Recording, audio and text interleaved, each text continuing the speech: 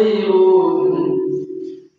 حتى تصلي على نبيك محمد صلى الله عليه وسلم أو كما قال عليه الصلاة والسلام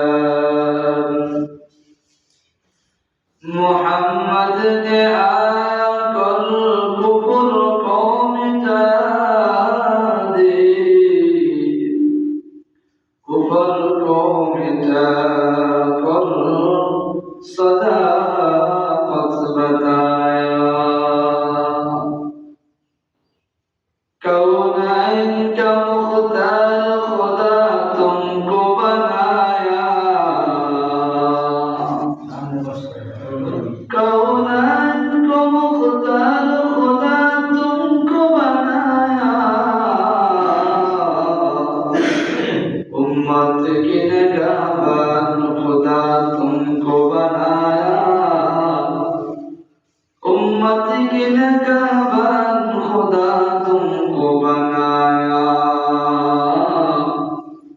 اللهم صل على محمد وعلى آل محمد كما صليت على إبراهيم وعلى آل إبراهيم إنك حميد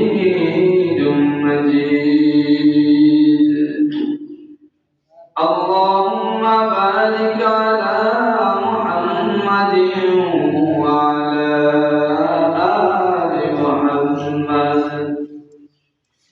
كما باركت على إبراهيم وعلى آل إبراهيم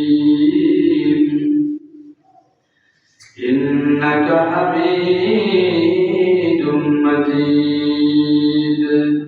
সকলে মহব্বতের সাথে জিকির করি লা ইলাহা ইল্লাল্লাহ লা ইলাহা ইল্লাল্লাহ লা ইলাহা ইল্লাল্লাহ লা ইলাহা ইল্লাল্লাহ লা ইলাহা ইল্লাল্লাহ লা إلا الله لا إله إلا الله لا إله إلا الله محمد رسول الله صلى الله عليه وسلم জীবনে না করি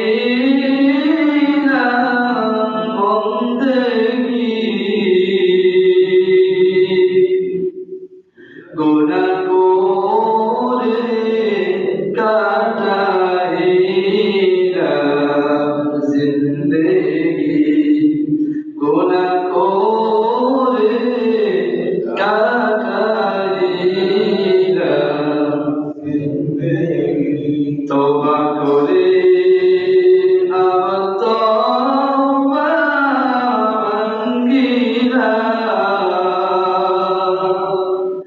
तौबा करे अमर तौबा मंगीला অবশেষে কাজে তওবা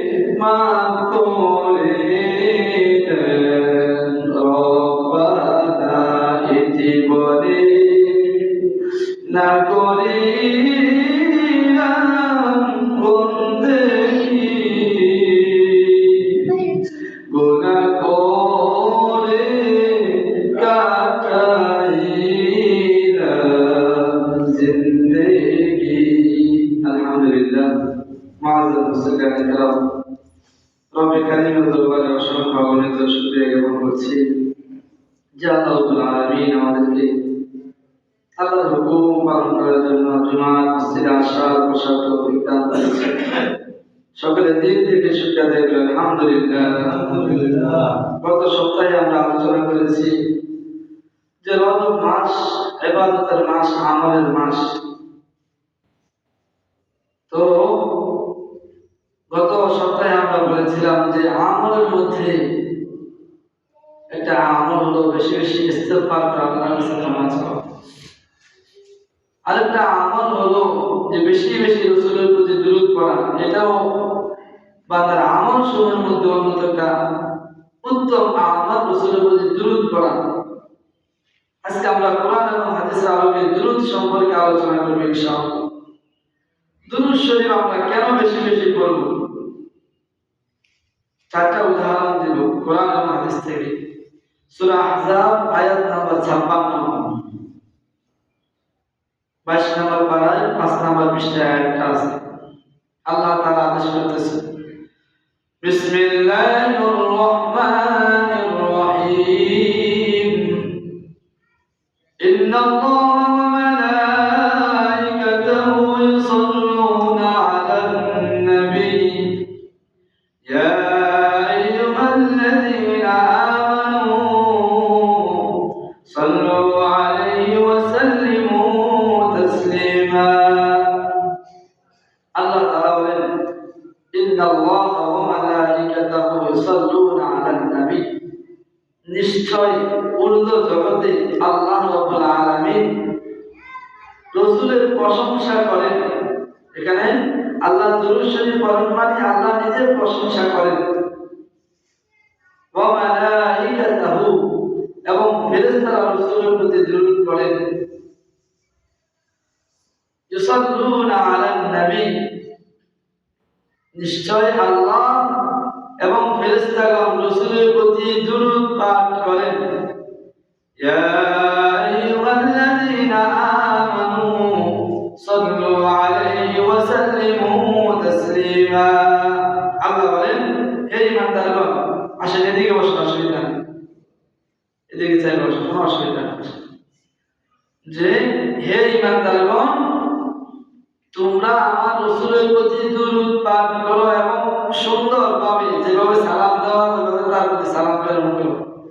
তাহলে সূরা আহজাবের 56 আয়াত অনুযায়ী আমরা বুঝতে পারলাম দুরূদ শরীফ পড়া এটা কার আদেশ? আল্লাহর আদেশ। এখন প্রশ্ন হতে পারে যে আল্লাহ রাসূলের প্রতি দুরূদ পড়েন কেন? যে আল্লাহ রাসূলের প্রশংসা করেন। কি করেন? প্রশংসা করেন। আর ফেরেশতারা রাসূলের প্রতি দুরূদ পড়ার অর্থ হলো রাসূলের জন্য মাগফিরাতের দোয়া করেন। এক নাম্বার উদাহরণ। তাহলে দুরূদ কেন বেশি বেশি দুরূদ পড়ব? আল্লাহ নিজে আদেশ করেছেন। দুই নাম্বার দুরূদ কেন বেশি পড়ব? সূরা বাকারা আয়াত নাম্বার 152 আল্লাহ তাআলা বলেন, 2 নাম্বার পারা 2 নাম্বার পৃষ্ঠার মধ্যে আয়াতটা আছে, ফাযকুরুনি আযকুরকুম ওয়াশকুরুনি ওয়া লা তাকফুরুন। আল্লাহ রাব্বুল আলামিন বলেন, বান্দা তুমি আমাকে স্মরণ করো, আমি তোমাকে স্মরণ করব। সুবহানাল্লাহ। তাহলে দুরূদ শরীফ পড়া মানে কাকে স্মরণ করা? আল্লাহকে স্মরণ করা। ফাযকুরুনি আযকুরকুম ওয়াশকুরুনি ওয়া লা তাকফুরুন। আল্লাহ রাব্বুল আলামিন দুনিয়ার মানুষদেরকে সম্বোধন করে বলে, ও দুনিয়ার মানুষ, তুমি হাঁটতেছো, চলতেছো, খাইতেছো, কাজ করতেছো, দুনিয়ার যে কোনো কাজ করো না কেন রে বান্দা, ফাযকুরুনি, যেদিকে চলো, যেভাবে চলো, যে অবস্থায় থাকো না কেন, ফাযকুরুনি, আমি আল্লাহরে তুমি স্মরণ করো। যদি তুমি আমি আল্লাহরে স্মরণ করো, দুনিয়ার কোনো মজমার মধ্যে, দুনিয়ার কোনো মজলিসের মধ্যে, কোনো দুনিয়ার কোনো জায়গায় যদি আমি আল্লাহরে স্মরণ করো বান্দা, আমি আপনার দুনিয়ার সাথে সম্মানিত মজলিস দামি ফেরেশতাদের মজলিসে তোমার স্মরণ করব। সুবহানাল্লাহ। ফেরেশতাদের কাছে আমি তোমাকে স্মরণ করব, তোমার প্রশংসা করব।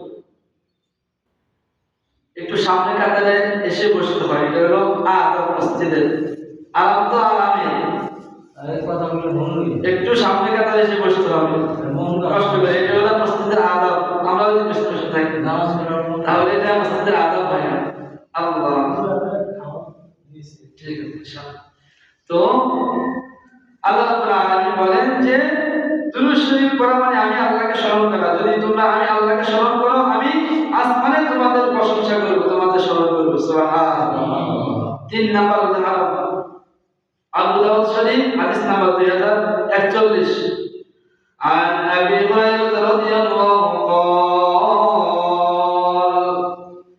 قال رسول الله صلى الله عليه وسلم ما من أحد يسلمون علي إلا رد الله علي روحي حتى أرد عليه السلام। আল্লাহ নবী সাল্লাল্লাহু আলাইহি ওয়াসাল্লাম বলেন, দুনিয়ার কোন মানুষ যখন আমার কোন উম্মত যখন আমি রাসূলের প্রতি দুরূদ পড়ে, মা মিন আহাদিন ইউসাল্লিমু আলাইয়া ইল্লা রাদ্দাল্লাহু আলাইহি রূহি, আল্লাহ কবরের মধ্যে আমার রূহকে প্রেরণ করেন। সুবহানাল্লাহ। প্রত্যেকটা মানুষ যারা মৃত্যুবরণ করে তাদের রূহ আইয়িন সিজ্জিন একটা জায়গা আছে, ওইখানে আল্লাহ তাআলা নিয়ে যান। হ্যাঁ, তো আল্লাহ রাসূল বলেন যে দুনিয়ার কোন উম্মত যখন আমি রাসূলের প্রতি দুরূদ পড়ে, ইল্লা রাদ্দাল্লাহু আলাইহি রূহি, আল্লাহ আমার রূহকে পুনরায় আমার কাছে ফিরিয়ে দেন। সুবহানাল্লাহ। হাত্তা আরুদ আলাইহিস সালাম, আল্লাহ নবী বলেন আমার উম্মত যখন আমার কাছে দুরূদ পাঠায়, সালাম পাঠায়, আল্লাহ আমার কাছে দুরূদ পাঠায় দেন, আমি আমার উম্মত যেখানে থাকে আমি তার সালামের জবাব দিই। সুবহানাল্লাহ। যেখান থেকে দুরূদ পড়ি রাসূল ওই দুরূদের সালামের জবাব দেন। সুবহানাল্লাহ। সবাই বলি সাল্লাল্লাহু আলাইহি ওয়াসাল্লাম। আল্লাহ। আরেকটা হাদিস শুনাই, তিরমিজি শরীফ, আবু দাউদ শরীফ হাদিস নাম্বার 2042, একসাথে হাদিস, এক মানে এক দুই নাম্বার পরের হাদিস। عن أبي هريرة رضي الله قال رسول الله صلى الله عليه وسلم لا تجعلوا بيوتكم قبري لا تجعلوا بيوتكم قبورا ولا تجعلوا قبري عيدا وصلوا علي حتى تبلغني حيث كنتم। আল্লাহ নবী সাল্লাল্লাহু আলাইহি ওয়াসাল্লাম বলেন, ও আমার উম্মত, তোমরা তোমাদের ঘর বাড়িগুলোরে মাজার বানাইও না, তোমরা তোমাদের কবরগুলোরে মাজার বানাইও না, বাড়ি বানাইও না। বর্তমানে আসেনি, আরে গন্ডগোল অভাব আসেনি। হাই হাই সর্বনাশ।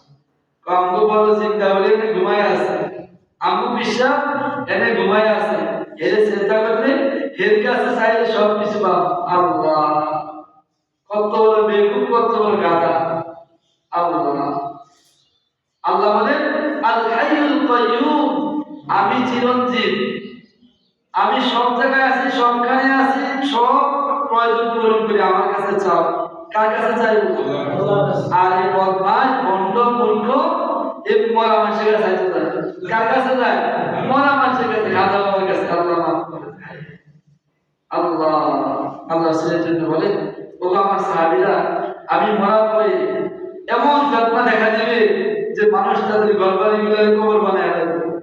হ্যাঁ, কবরগুলোর ঘরবাড়ি বানায় রেখেছে। আমি আমার ভয় লাগতেছে। আল্লাহ বলতেছে, হইতাছে কিনা? আল্লাহ ওয়ালা তাজআলু কবরি ঈদা, আল্লাহ নবী বলে আমার কবরকে মানুষের জায়গা বানায় না। বলুন বানায় কিনা? আল্লাহ রাসূল বলে আমার কবরকে মানুষের জায়গা বানায় না।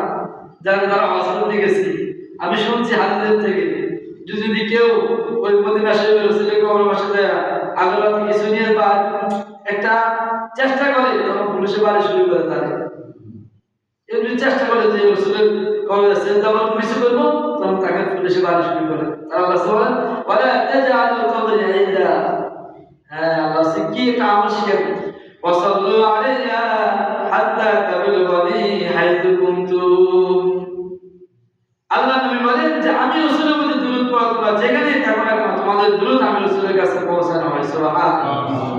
যেই অঞ্চলে যেখানে থাকো না কেন বলে যে ইয়া রাসূলুল্লাহ, ফেরেশতারা বলে আপনার কাছে অমুকের ছেলে অমুক দুরূদ প্রেরণ করেছে, আপনি তার দুরূদ কবুল করেন। সুবহানাল্লাহ। আল্লাহ। এই হাদিসের প্রেক্ষাপটে একটা ঘটনা আছে, এটা আপনাদেরকে পরে শোনাই। আরো দুইটা হাদিস শোনাবো। তিরমিজি শরীফ 486 নম্বর হাদিস, এটা আমি আরো বিভিন্ন জায়গায় শুনেছি। দুরূদ শরীফ যদি না পড়া হয় রাসূলের প্রতি কোনো আমলের শুরুতে, তাহলে ওই বান্দার আমল আসমানে ঝুলন্ত থাকে, আল্লাহর দরবারে পৌঁছে না। তিরমিজি শরীফ হাদিস নাম্বার 486, দলিল একবার।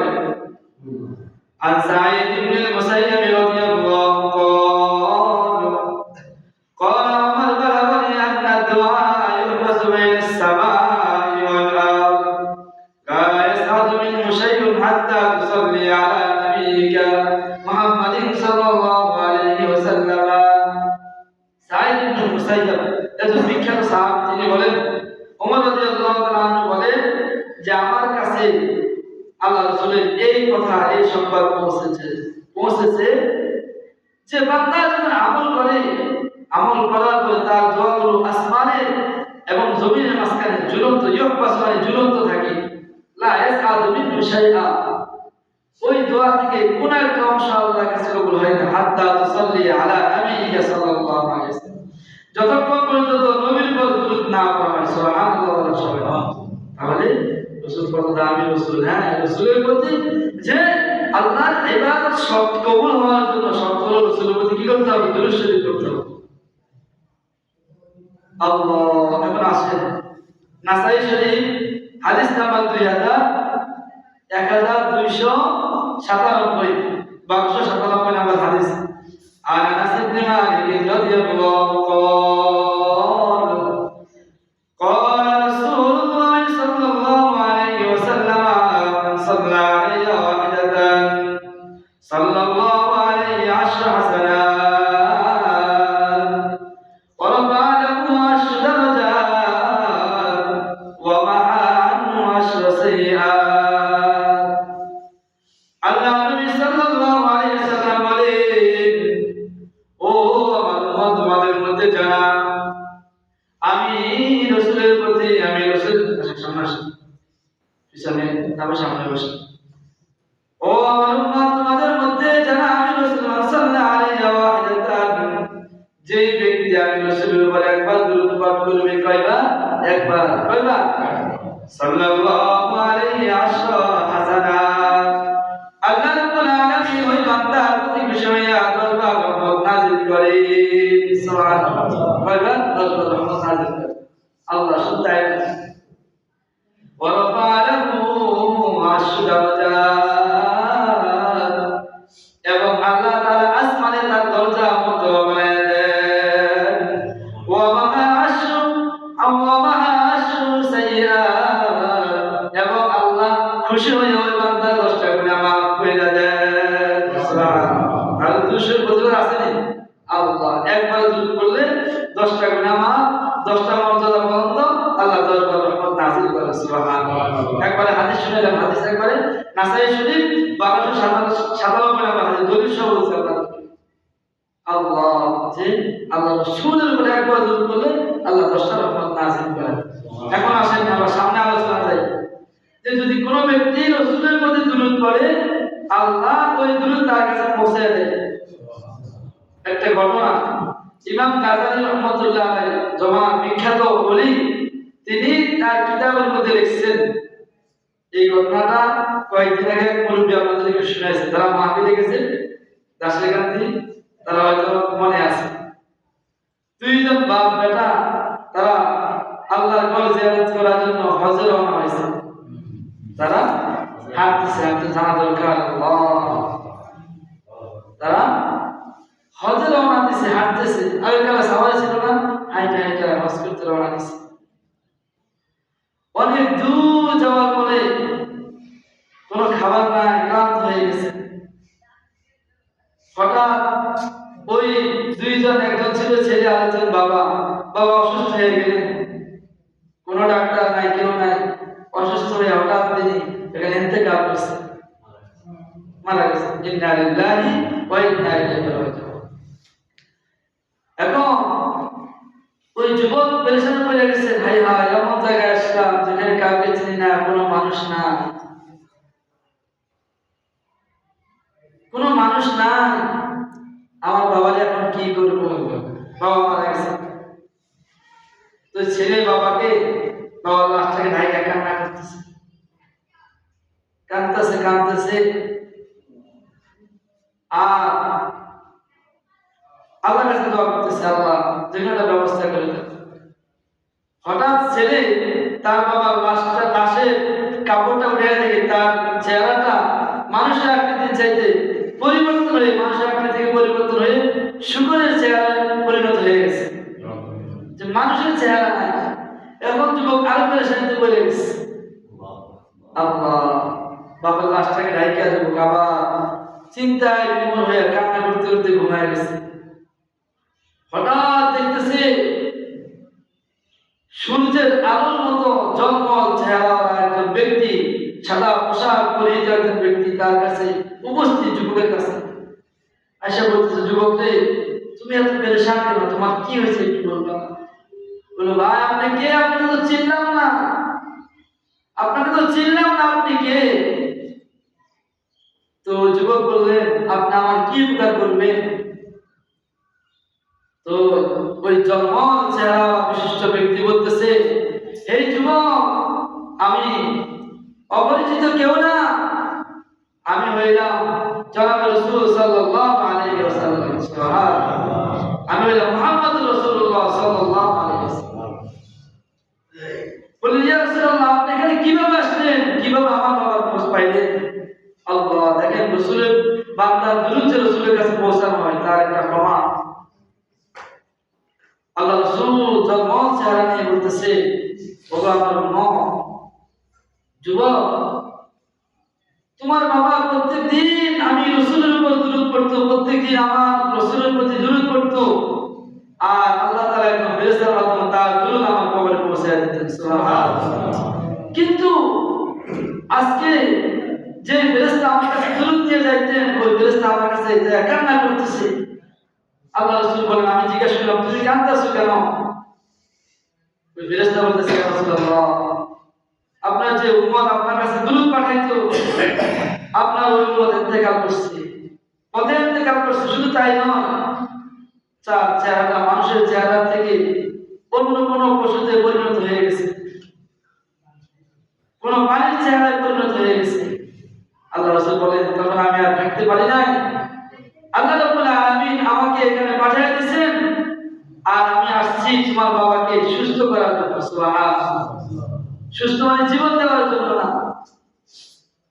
তখন আল্লাহ রাসূল সাল্লাল্লাহু আলাইহি ওয়াসাল্লাম ওই ব্যক্তির চেহারার মধ্যে হাত বুলিয়ে দিলেন, ওই বাবার চেহারার মধ্যে হাত বুলিয়ে দিলেন। আল্লাহ, কিতাবের মধ্যে ঘটনা আছে সুন্দরভাবে লেখা। চেহারার মধ্যে হাত বুলিয়ে দিয়ে আল্লাহ রাসূল চলে গেলেন।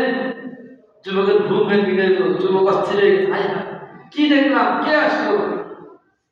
যুবক চাদর উল্টে দেখতেছে, তার বাবার চেহারাটা সূর্যের আলো নেয় ঝলমল করতেছে, সুবহানাল্লাহ, সুবহানাল্লাহ। হঠাৎ ওই এলাকার একজন লোক আসলো, আসার পর বলতেছে, যুবক কি করতেছো তুমি? তো যুবক কান্না করে বলতেছে, দেখেন আমি আর আমার বাবা সকলে যাইতেছি, কিন্তু আমার বাবা এই হালত, এই অবস্থা, আমার বাবা ইন্তেকাল করছে। তখন ওই এলাকার একজন লোক বলল, আরে এত সুন্দর চেহারাওয়ালা ব্যক্তি, একে তো সবাই মিলে, অনেক আল্লাহওয়ালা, একে তো সবাই মিলে কাফন দাফনের ব্যবস্থা করা দরকার। উনি বলছেন, তুমি থাকো। উনি যে এলাকার সব লোককে ডাইকে নিয়ে আসতেন, চলো, একজন বিশাল আল্লাহওয়ালা ওখানে শুয়ে আছে, তার চেহারা চাঁদের আলো নেয় ঝলমল করতেছে, চলো আমরা সবাই মিলে তাকে কাফন দাফনের ব্যবস্থা করি। যখন সবাই আসছে, আসার পরে এই যুবক শুধু বলতেছে, সাল্লাল্লাহু আলাইহি ওয়াসাল্লাম, বলে সবাই বলে সাল্লাল্লাহু আলাইহি ওয়াসাল্লাম। এই যুবক শুধু দুরূদ পড়তেছে। সবাই গোসল দিল, কাফনের ব্যবস্থা করলো, সবাই পেরেশান, লাশ দাফন করবে, কিন্তু যুবক শুধু দুরূদ পড়তেছে, সাল্লাল্লাহু আলাইহি ওয়াসাল্লাম, সাল্লাল্লাহু আলাইহি ওয়াসাল্লাম। এখন কাফন দাফনের ব্যবস্থা করে মানুষ জিজ্ঞাসা করল, যুবক তোমার কি হয়েছে? তুমি যে শুধু সাল্লাল্লাহু আলাইহি দুরূদটা পড়তেছো, তোমার কি হয়েছে? ওই যুবক বলতেছে, যেই দুরূদের কারণে আমার বাবার চেহারা আজকে চন্দ্রের আলো নিয়ে জন্ম করতেছে, ওই দুরূদ আমি কিভাবে ছাড়তে পারি? সুবহানাল্লাহ। এই দুরূদের কারণে আমার বাবার চেহারাটা আজকে চন্দ্রের আলো নিয়ে জন্ম করতেছে। সুবহানাল্লাহ। ঘটনাটা অনেক বড়, সংক্ষিপ্ত বললাম। মেরে মুহতারাম, হাদিসের আলোকে বোঝা যায় যে বান্দা যেখানেই দুরূদ পাঠ করে না কেন, যে অবস্থায় দুরূদ পাঠ করে না কেন, আল্লাহ ওই ফেরেশতার মাধ্যমে তার দুরূদ রাসূলের কাছে প্রেরণ করেন। সুবহানাল্লাহ। আমরা সকলে রাজি আছি তো ইনশাআল্লাহ, যে যেখানে থাকি না কেন, যে হালত থাকি না কেন, সর্বাবস্থায় আল্লাহ রাসূলের প্রতি দুরূদ পড়ব। আল্লাহ তাআলা যে কথাগুলো বলা হলো আমাকে সবাইকে বোঝার আমল করার তৌফিক দান করেন। আমিন। ওয়া আখিরু দাওয়ানা আলহামদুলিল্লাহি রাব্বিল আলামিন। আল্লাহ